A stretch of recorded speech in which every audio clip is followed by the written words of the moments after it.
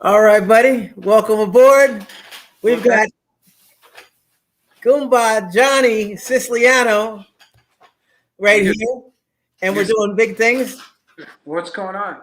Same old stuff, man. Well, we had a great time the other day, and now it's like a double feature. Unfortunately, Danny's not going to be joining us. He's over at the synagogue doing some things this evening, but he sends his regard and said, "Go ahead out there and break a leg." So here we are for Danny. Listen, so last night we spoke about, and tonight we're going to talk about, COVID and just what's going on. I definitely learned a lot about you last night. So I don't know if it's going to be as authentic because I'm already even more wowed, not just because of, the way you preserve yourself, man, but also because of all the things that you do that are positive for your community, positive for your family. And just moving forward, and you're very, very progressive. And as I said last night, you're the Renaissance man. So, let's go ahead and dig in.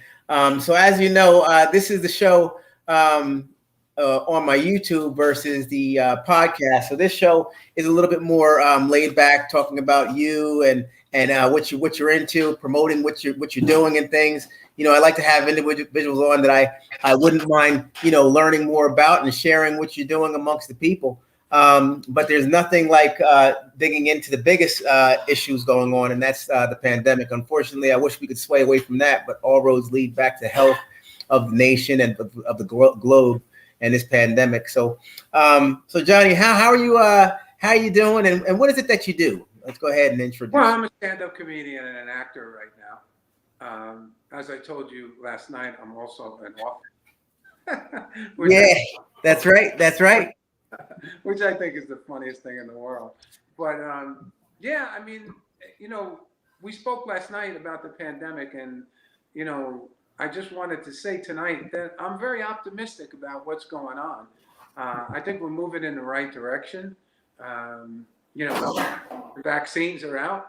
I spoke to a doctor today, and I asked his opinion, and he said, come fall, the football stadiums will be full again. Excellent. That's good. That's great news. Well, it's great news if you got season tickets. It's even better. Yeah. Great. All right. Hey, so that's super, man. And we're gonna talk. It's gonna permeate our discussion and things, but I'm not gonna let that lasso us into any type of conversation. Not that it's depressing, because I think we're on an upward swing. I think that it's great that we have options. We have the vaccine amongst us now, and it's just about choice, and that's what a true democracy is all about. Having the choice of and liberty to go ahead and exercise whether or not you want to partake in the vaccine, or whether you want to follow what everybody else is doing, or not, or go your own route. Yeah, and I think that's an age thing, Tom. Yeah. I mean, if you're if you're 60 or above, I think you owe it to yourself and your family to take the vaccine and reduce the chances of you getting sick. Yeah. I think we all know that young people handle this a lot differently than older. Yeah. A lot of times, you're right. The young folks, and you think back to when you're younger, you think you're kind of impermeable to a lot of the things that are really out there. Meanwhile, I also understand, Tom, that why people don't trust the government. Right. Yeah. I mean, it's not like they give you a lot of reasons to trust them. Right.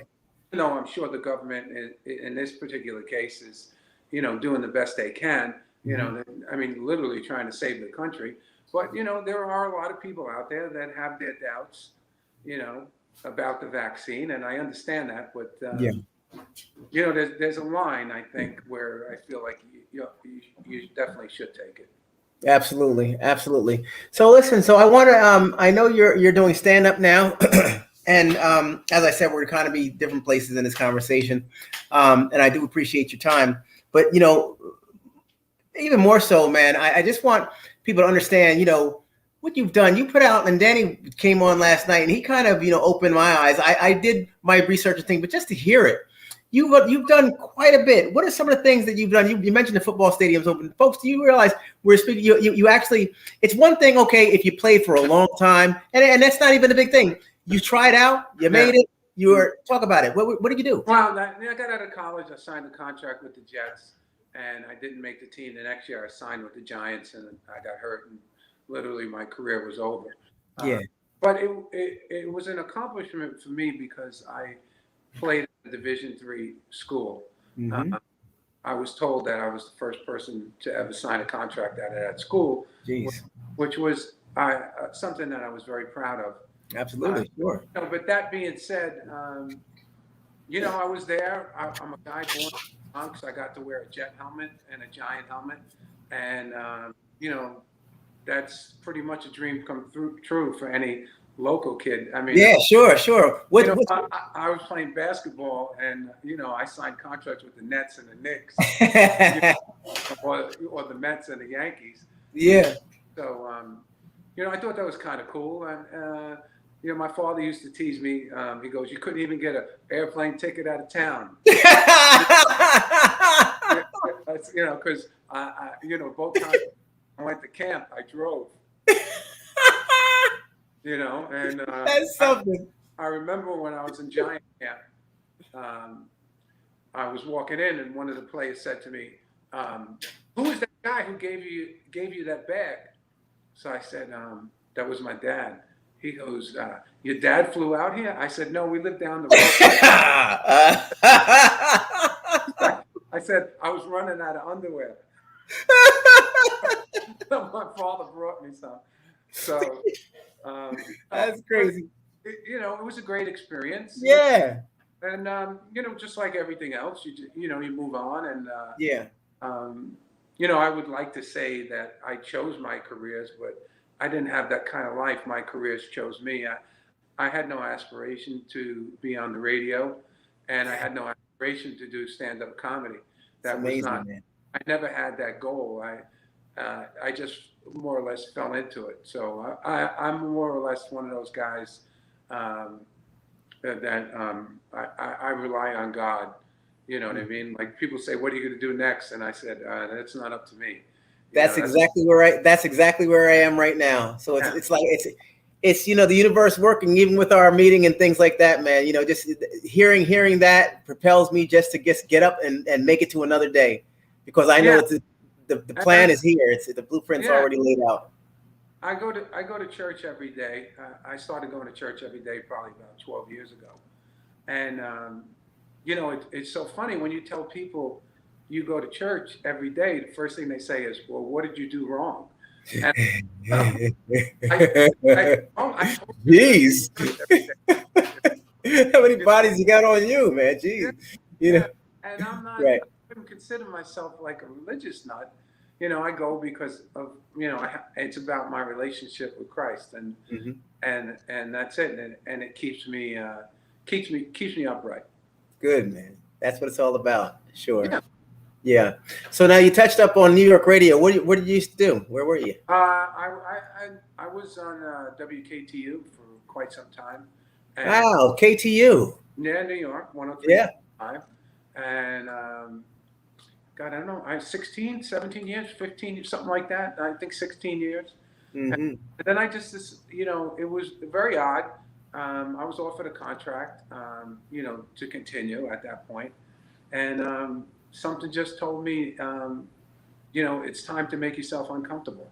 And I turned it down. I walked away, and I started working on my stand-up and some writing and stuff like that. And I don't make the money that I used to make. I mean, because radio was, very, very lucrative. Yes. But I'm very happy. And I'm happy with all the decisions that I made. And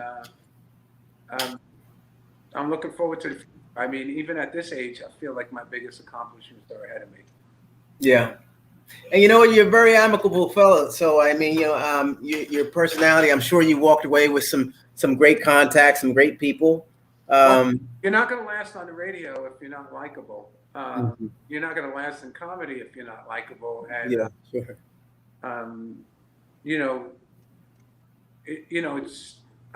Radio for me was just about delivering good-natured humor and having a rapport with the audience.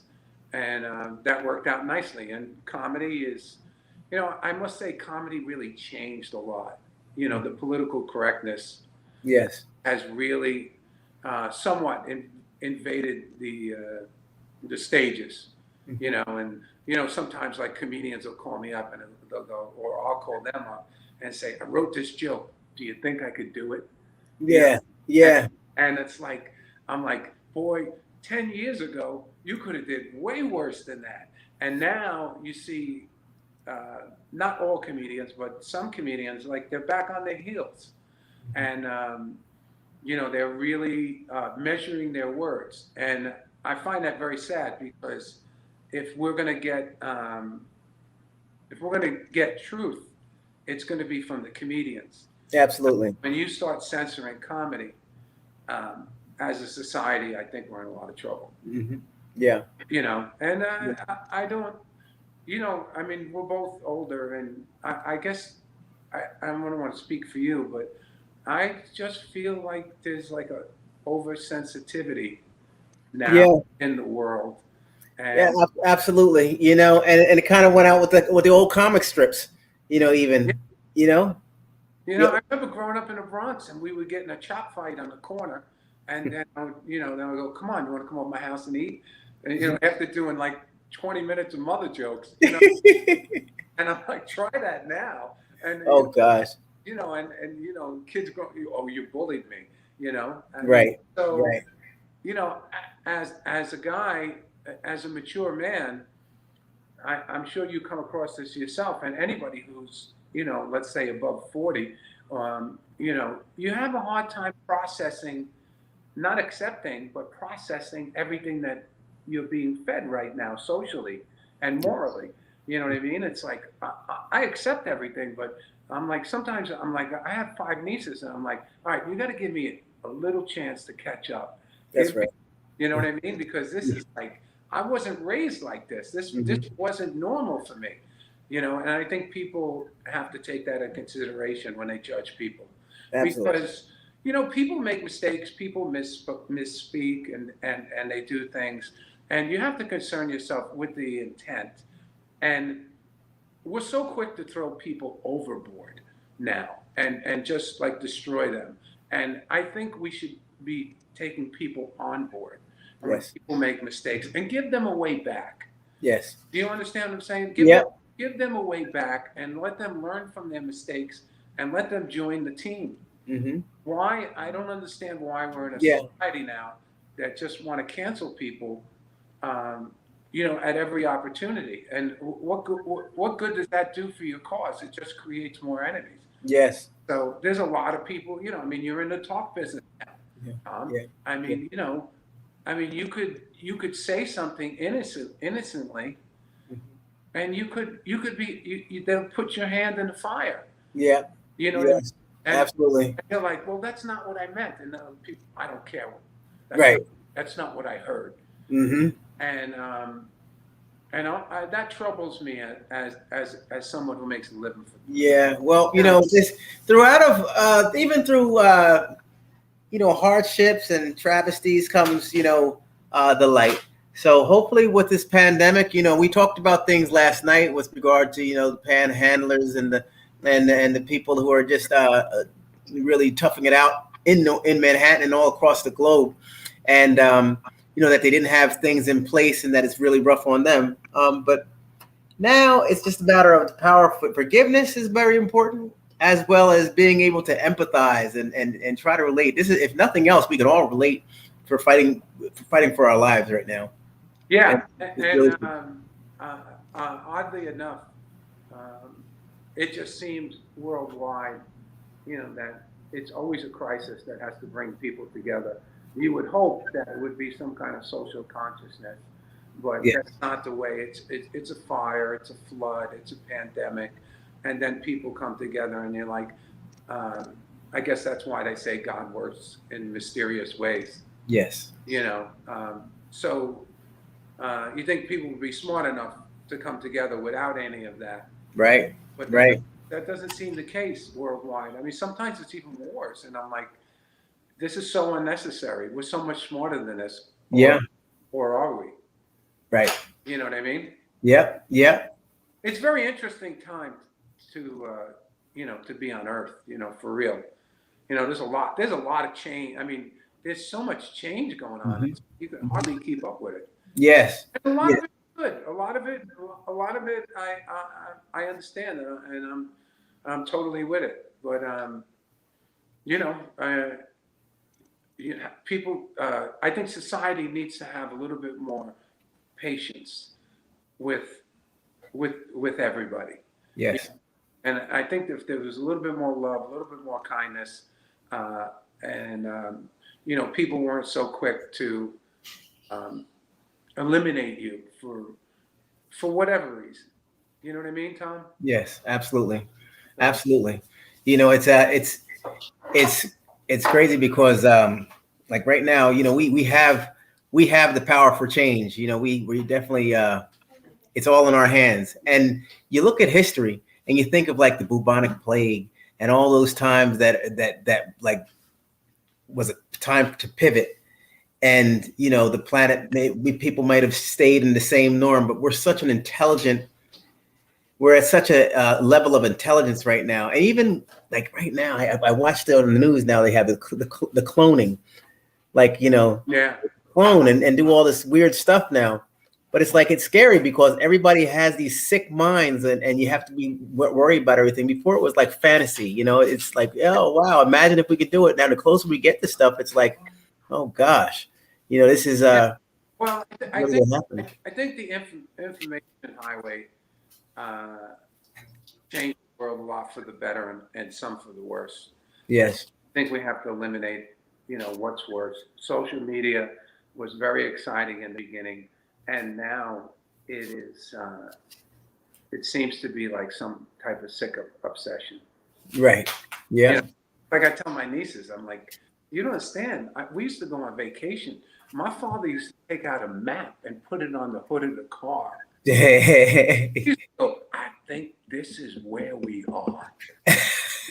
And this is where we have to go. And I'm like, I'm looking at the map with my dad.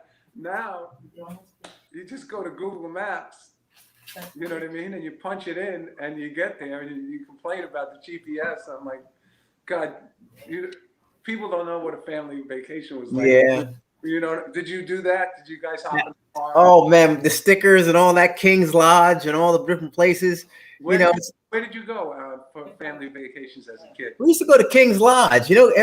King's Lodge, upstate New York. Yeah, I've heard of it. Yeah, we used to go up there a lot. We'd hit the Poconos and different places. Go up to Maine and but always wanted to hit Wally World. Never happened. Wasn't such a place back then. We went out to Gettysburg. Oh wow! And Hershey Park. My father was a bit of a history nut, Mm-hmm.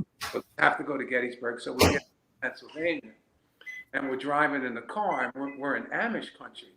So my father goes, "You see those guys over there, and the horses over there in the car?" And he goes, "Those are Amish people." And I said, "This is the stupidest vacation I've ever been on." So he goes, "You're so ungrateful." I said, "What do you?" I said, "If we were home sitting on the porch and somebody drove by and said, 'Those are the Bronx people,' started pointing at us, you said, 'Go inside and get the bat.'" I said, and then you take me to Hershey, Pennsylvania, and I hate chocolate.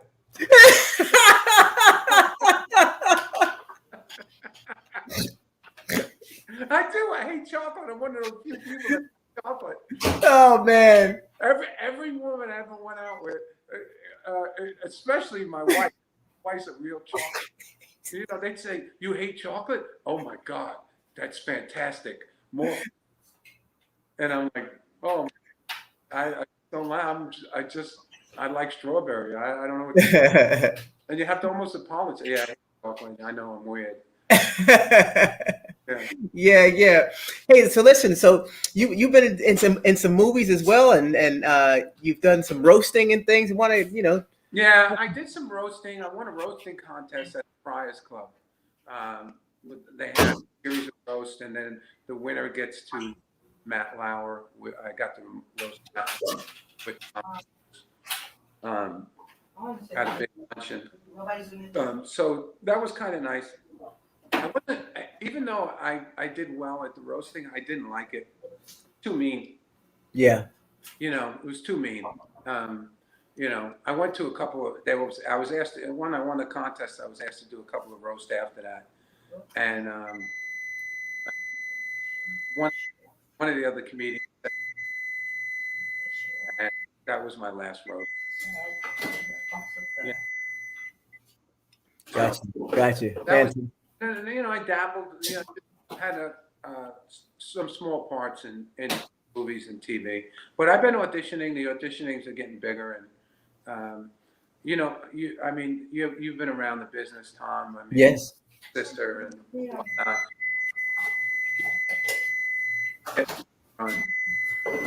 Yes. Like where but there's a lot of rejection in show business. You have to get used to that. Yes. You got to have a tough time. Absolutely. But I'm happy now. I mean, comedy, I would say, if I've done so many things. If anybody asks me what I consider myself, a comedian. Yes. I'm sorry. Give me 1 second, buddy. Yes.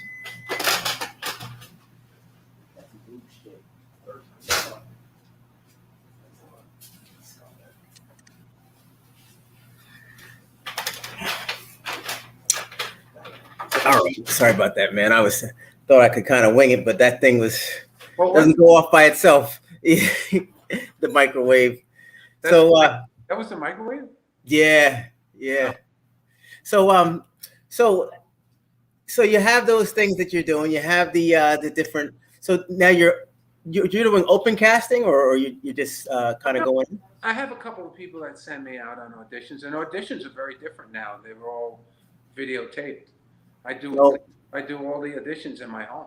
Wow. Yeah, my wife films me. My wife became an amazing reader and filmer. Like normally you would go into a casting agency. Yeah. And then you wait your turn and you go in, and they tape you and whatnot. And now you do it at home. Jeez. Because of the pandemic. The pandemic changed everything. Mm-hmm. And my wife became like a fabulous director. So I've benefited for that. And it was weird because when we first started doing it, it was pretty tense. I don't know if you've ever done anything with your wife, like a collaboration. It's not like a normal employee relationship. Yeah, that's and we're right now, as you know, it's kind of intense. Yes. Like like if I ask my wife to do something, she says, "I'll do it, but if you ask me nicely." And I'm like, dude, that's not part of the deal. This audition. You understand what's going on? Oh, really? You're gonna be nice, or I'll just go in. I'll go in the other room. I'm like, please don't go in. So we got to the point where we worked very well together. That's nice. It's good to hear. That's definitely motivating. We've taken on this. When the conception of my getting into the whole YouTube thing was going on through COVID, and I tried to explain to my wife, what I was getting into, what I was, embarking on and stuff. And we were trying to fight, through just the symptoms and things like that. So it was like she wasn't, I didn't really know how to present it. I was sick at the time, but I knew that I told her there's something I really want to talk to you about, something I'm really feeling passionate about, because I had a real big spiritual connection, and that's what really changed my mindset and with the Lord, and really got me closer. And all my videos, I was talking about my relationship, talking about how things were moving, and that I think everything was divine, everything happened for a reason. Right. So then eventually, after I was like loads of videos in, I said, I really would like to have a conversation with you about what I'm doing. And so we finally talked about it. And then it was odd because it was like how to get somebody involved. She used to be in production with television and things. Right. But clearly, and I never talked about my doing anything or having a show. She talked about, doing some cooking stuff before and different things. And it's just like, here I am. I kind of pulled up with my slot car and said, you know what? I'm ready. I'm ready to get on this highway. She was like, I didn't even see this coming. But, but when you through conversation, and that's what makes relationships so great, is because you can evolve, and you're constantly learning one another.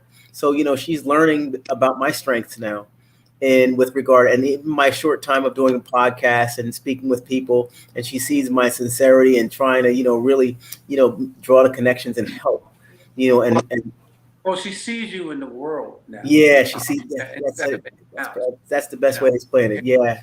She sees you in how you relate to the world outside of that door. Yeah. And that's a big thing. That'll help her understand like what makes you tick. Yeah. Yeah, and it's it's like when my wife comes to my wife will come to my shows, and I love when my wife comes to my shows. She used to come to all of them, but now with the pandemic, it's we can't take a chance. Sure. But hopefully that'll be over soon. So, absolutely. You have a show coming up down here my way, right? Yeah, I got a show at the Hard Rock. At the Hard Rock, yep. Lauderdale on April 3rd. Actually, 2 shows. I think it's 6 and 8:30. Yeah. Cool. So it's going to be the first show that they put on since the pandemic. Excellent. Yeah, I'm going to be with Anthony Rodilla. So well, I told you we'll definitely be there. I'm looking forward to it. Look, can't wait. I can't wait. Tell me what show you want to come to. Please be my guest. I would love to see you in person. Shake your hand. Absolutely, John. And thank you. Yes. You're going to bring your wife? Yeah, I'm going to bring my wife. We'll be close to high-fiving you. I remember. Yep. We definitely will be there to support, man. I definitely appreciate your supporting me and coming on the show. No, it's my pleasure. You're doing a great thing. I thank you so much. I want you continued safety for you and your family. God bless you. And we'll definitely stay in touch, Johnny. Keep going up, Tom. Will do, man. Thank you so much. You take care. God bless. I'll talk to you soon. Okay. Bye-bye now. Bye. And there we have it, folks. Another show. Tommy Williams, Goumba, Johnny Siciliano, the man, the myth. There's a lot that if you Google him, man, sometimes, I don't like to draw people out of their zone. He's a very, very humble fella. That's what makes him such a great interview, a great person. And you can't help but respect a guy like that. So folks, aside from what I've shared and what he shared, we did touch up on the pandemic. We did talk about his being with New York radio for 16 years, I believe, with WKTU, Disco 92. I mean, that was like a premier station back in the day. So I don't know folks from the tri-state area, people who know about KTU, but that was serious. Goumba Johnny definitely takes me back to a time, right? And then, of course, NFL. I mean, geez, that was every kid's dream just about. I know I used to dream about, becoming an NFL player. It would be great. But you know what? I didn't do it. Somebody else did. And it was Johnny, So we have our paths in life, and certainly it seems like he found his. He found a true love. I hear him speaking so highly of his wife and can't help but learn from that. He's a little older than I am, but he looks in dynamite shape. He really makes me think. And it's just relationships. It's just a conversation, folks, at the end of the day. So I really do. I'm real happy that I'm able to share such a wonderful group of people with you all. This is just This is just another interview, my second one, actually. And I'm excited. I like just talking to people. It's just a matter of a conversation. To be geared up with questions and, targets and stuff like that, it's just not my forte. I just like moving. And I think we're on the move right now. We're really going in a positive direction. And people walk away. I know I walk away from each interview that I've done so far this evening. And this is the second one. I have one more, folks. Can you believe it? So here we are. Actually, I have a phone call to make. I'm just a little bit behind production schedule.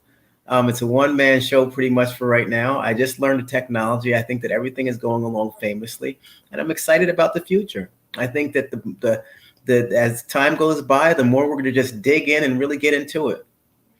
Real excited, and I just want people to walk away feeling good, you know. And I think so far we're hitting on something. So thank you very much for joining me. I look forward to seeing you in the chat. Maybe a little later this evening after we wrap this thing up. And thanks for your support. Tommy Williams and the Tommy Williams Show, YouTube. Here we go, everybody. Have a wonderful night. If you don't join up, then share with a friend. If you're not a member yet of the Tommy Cats, this is where it's at. This is where you'll find some positive vibes all the time. Tommy Cats. If you want to become a super cat, we do some further stuff. We go into Zoom. We have some close connections, have more content related topics. And it's all about just feeling good, everybody. These are rough times we're in right now. And, just a smile, just a chuckle, just a sharing, kind word really goes far. So thank you very much for coming on. You take care, and we'll see you later on. Thanks, everybody. Bye-bye.